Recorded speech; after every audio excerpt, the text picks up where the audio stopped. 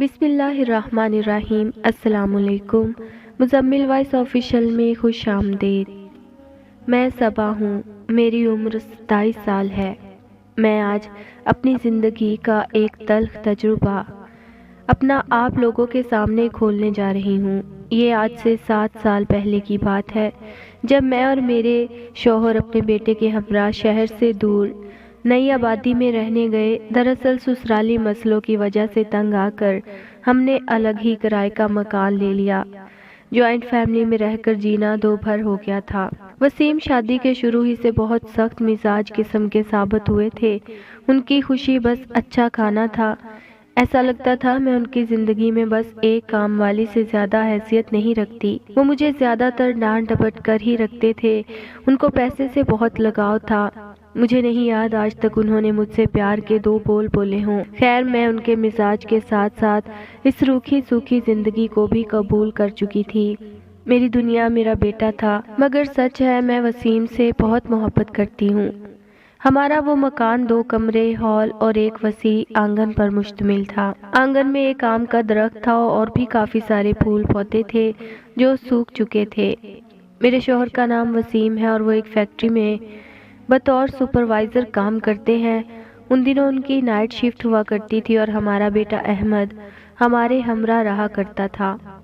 ہم نے آتے ساتھ ہی مالک مکان سے پوچھ کر وہ درخت کٹوا دیا تھا کیونکہ مچھر بہت ہو جاتے تھے۔ وہ علاقہ ایک نئی آبادی تھا، اس لیے مغرب کے وقت ہی سناٹا ہو جاتا تھا۔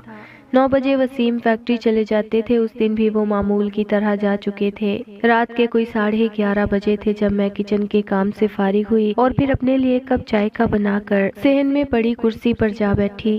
مجھے دور بہت سارے لوگوں کے ہنسنے کی آواز سنائی دی۔ میں بڑی حیران ہوئی۔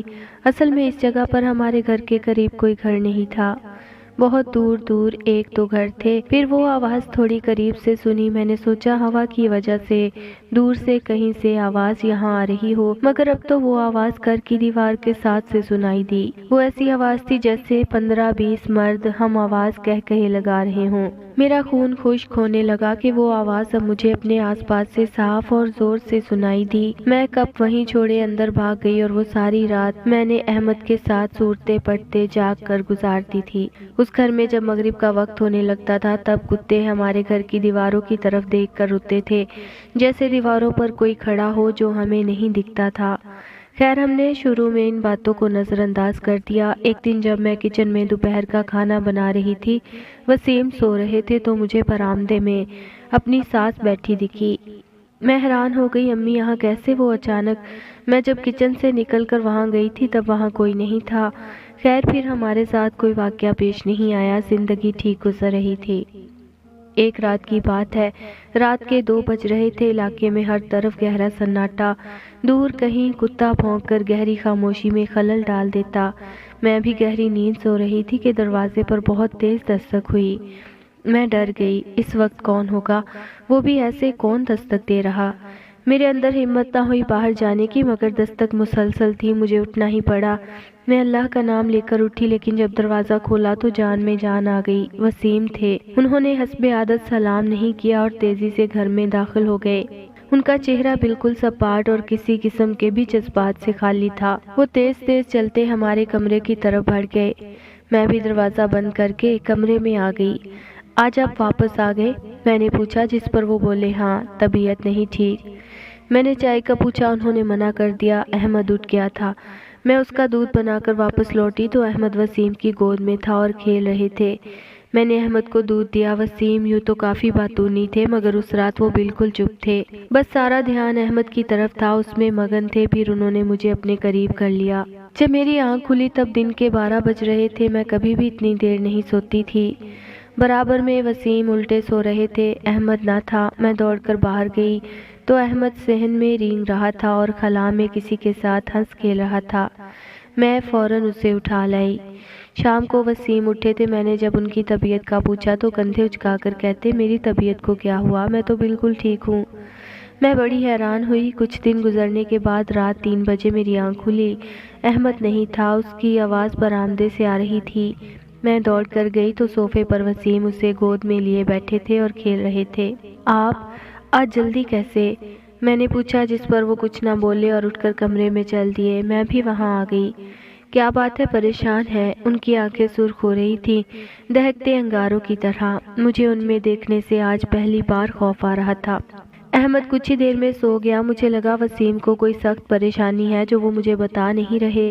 میں ان کے سینے سے جا لگی اور پیار سے پوچھا، کیا بات ہے میرے سر کے تاج؟ تو وہ بولے تو کچھ نہیں، مگر انہوں نے مجھے کس کر بازوں میں پکڑ لیا جس سے مجھے تکلیف سی ہونے لگی تھی۔ پھر انہوں نے میرے بال کلپ کی قید سے آزاد کر ڈالے۔ فجر کی اذان ہو رہی تھی جب میری آنکھ کھلی۔ میں نے کروٹ لی تو وسیم وہاں نہ تھے۔ میں نے سوچا واش روم ہوں گے اور لیٹ گئی، انتظار کرنے لگی۔ وہ نہ آئے تو میں فکر سے اٹھ کر باہر کو چلی۔ اچانک ہی میں وسیم سے ٹکرا گئی۔ وہ اچانک ہی سامنے آ گئے تھے۔ میں چیخ پڑی، جس پر وہ مسکرا گئے اور اپنے دونوں ہاتھوں میں میرا چہرہ لیا۔ کیا ہوا جان؟ وہ بہت پیار اور نرمی سے بولے۔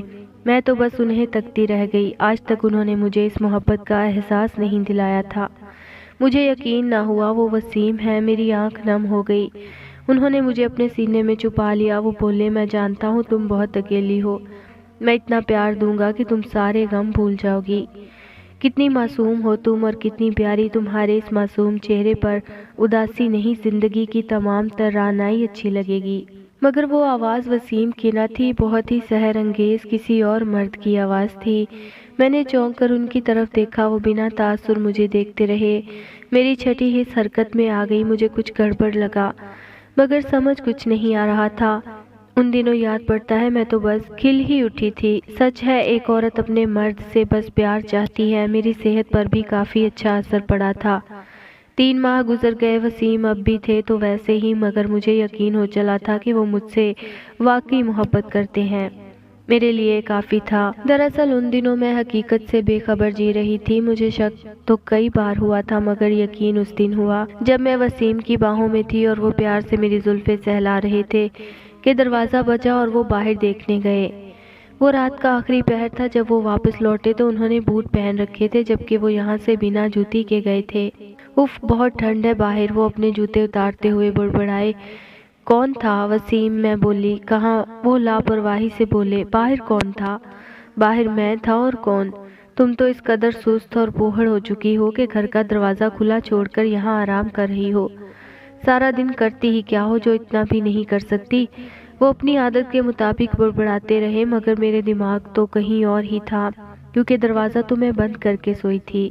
آپ باہر کیوں گئے تھے؟ وسیم، کیا مطلب ہے تمہارا؟ کام پر گیا ہوا تھا، تمہیں نہیں پتا کیا؟ مگر آپ تو ابھی مطلب رات ہی کو آ گئے تھے۔ میں خوف سے تھر تھر کانپنے لگی۔ میں نے وسیم کو سب کچھ بتایا، جس پر وہ گہری سوچ میں پڑ گئے۔ اچھا تم پریشان نہ ہو، مجھے حوصلہ تو دے رہے تھے مگر خود پریشان تھے۔ کچھ دن یوں ہی گزر گئے۔ میں روز وسیم کی منت کرتی، مجھے بچے کے ساتھ یوں اکیلا چھوڑ کر مت جائیں، یا تو مجھے سسرال پھر سے چھوڑ آئیں، مگر وسیم نے کیا وہی جو انہوں نے کرنا تھا۔ وہ میرے آنسو بھی نظر انداز کر گئے اور مجھے یوں ہی تنے تنہا۔ پھر میرے ساتھ کبھی کوئی واقعہ نہ ہوا۔ رات سکون سے گزر جاتی، صبح وسیم آ جاتے تھے، مگر بتا نہیں سکتی کتنا خوف میں جی رہی تھی۔ ان دنوں ایک دن وسیم کسی مولانا کو لائے، گھر کو دم کروایا، ہمیں اب اطمینان سا ہو گیا۔ مگر ایک بات اب بھی تھی، احمد اب بھی ہوا میں کسی سے باتیں کرتا کھیلتا تھا۔ میں ماں تھی، سمجھ گئی میرے بچے کو بھی دوسری طرف انسیت ہو چکی ہے۔ یہ ہماری اس گھر میں آخری رات تھی، سارا بندوبست ہو چکا تھا، ہم کل صبح یہاں سے نکلنے والے تھے۔ وہ ایک طوفانی رات تھی، بہت تیز بارش ہو رہی تھی، بجلی وقفے وقفے سے چمک کر پورے آنگن کو روشن کر دیتی تھی۔ میری آنکھ بادل کی تیز گرج سے کھلی، کمرے میں اندھیرا تھا، بارش کی وجہ سے بجلی نہیں تھی، آسمانی بجلی کی چمک۔ میں نے ٹارچ ڈھونڈنے کی پوری کوشش کی، مگر کچھ بھی نہ ملا۔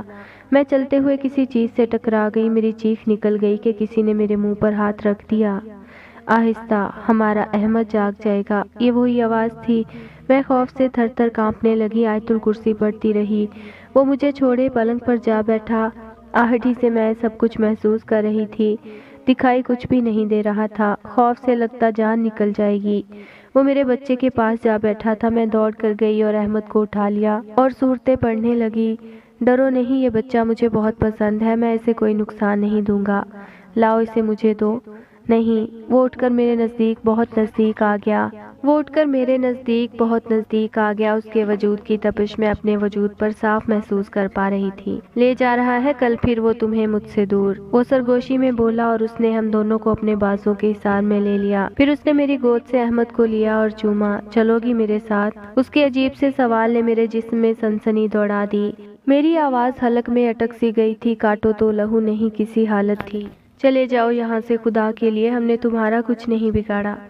اچانک ہی کمرے میں گہری خاموشی چھا گئی۔ مجھے یقین ہو گیا وہ جا چکا ہے، مگر پہاڑ مجھ پر تب ٹوٹا جب مجھے اندازہ ہوا وہ میرے بچے کو بھی اپنے ساتھ لے جا چکا ہے۔ بہت مشکل تھے وہ دن۔ اس بڑے نقصان کے بعد وسیم اپنا سر پیٹ گئے۔ ان کو اندازہ ہوا کہ یہاں سے جلدی نہ جا کر انہوں نے کتنی سنگین غلطی کر ڈالی۔ ہم دن رات پیر باپوں کے چکر کاٹتے رہے، مگر سب ہی بس پیسے لوٹتے رہے۔ میں ادھمری ہو گئی، رو رو کر دن رات جائے نماز پر بیٹھی دعا مانگتی رہتی۔ احمد کی ایک ایک چیز کو اس کی یاد کی شکل میں سینے سے لگائے بیٹھی رہتی۔ 2 ہفتے گزر چکے تھے، وسیم پھر بھی سنبھل گئے تھے، مگر میں جیتے جی مر چکی تھی۔ کوئی امید دکھائی نہیں دیتی تھی۔ سب کو ہم نے یہی بتایا کہ احمد کھو گیا ہے۔ آج بھی یاد ہے وہ رات مجھے، جب میری آنکھ کھلی تو میرا جگر کا ٹکڑا، دل کی ٹھنڈک، میرا احمد میرے پہلو میں لیٹا ملا۔ میں اسی وقت شکر کے سجدے میں گر گئی۔ اب میرا احمد 8 برس کا ہو چکا ہے۔ سوچتی ہوں جب یہ جوان ہوگا تب اس کو یہ واقعہ سناؤں گی۔